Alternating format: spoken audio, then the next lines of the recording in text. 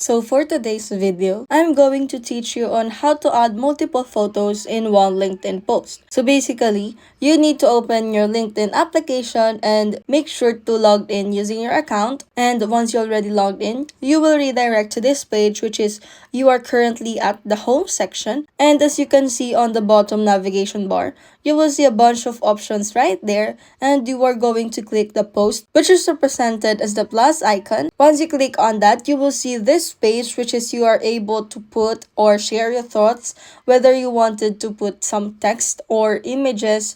So for you to able to add multiple photos in this post, you are going to click this icon. So you will see an album or just simply a photo icon located at the bottom right corner of your screen.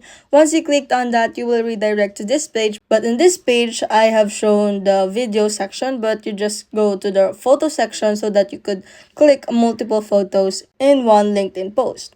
So that's how you add multiple photos in one LinkedIn post.